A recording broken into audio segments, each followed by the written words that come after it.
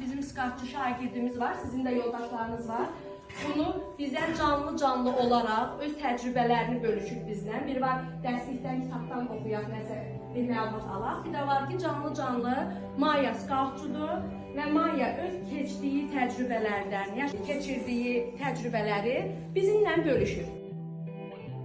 Həm sosiallaşırıq, həm də maraqlı günlərimiz keçirir. Maya kimi skautçu yoldaşımız var və öz təcrübələrini bizlə bölüşəcək.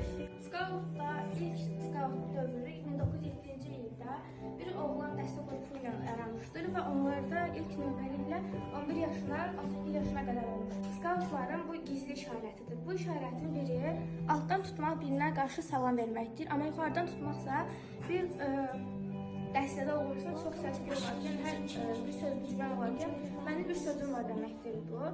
Və bir qədər də bu gizli işarətin barmaqlarının öz mənaları var. Bu özünə qarşı hörmət deməkdir, bu özündən böyüyə, bu isə təbiətə qarşı hörmətdir. Bu isə valideynlərimə qarşı hörmət deməkdir. Star Wars dəstələrində olur.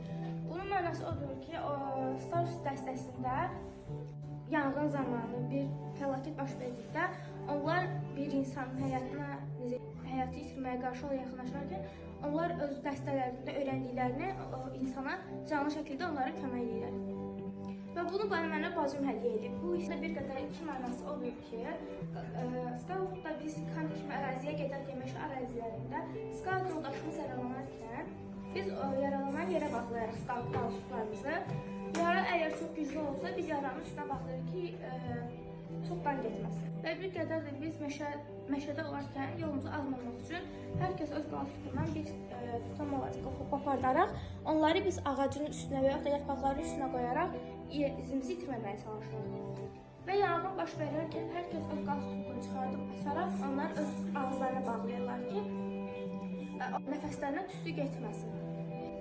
Narıncı qalstukun mənası odur ki, skautlar öz dəstəsi ilə olarkən, öz dəstəsi ilə bir iş birliyi görərkən narıncı saxlayır.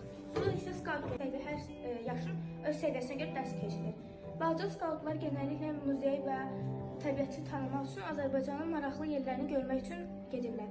Amma böyüklər isə artıq onlar öz dəstəklərinə görə yürüyüşə gedirlər. Yürüyüş də yardımlı, Astara, Qusar, Kəbəz kimi zirvələrə qalxırlar və bir qədər də zirvə yürüyüşü edirlər.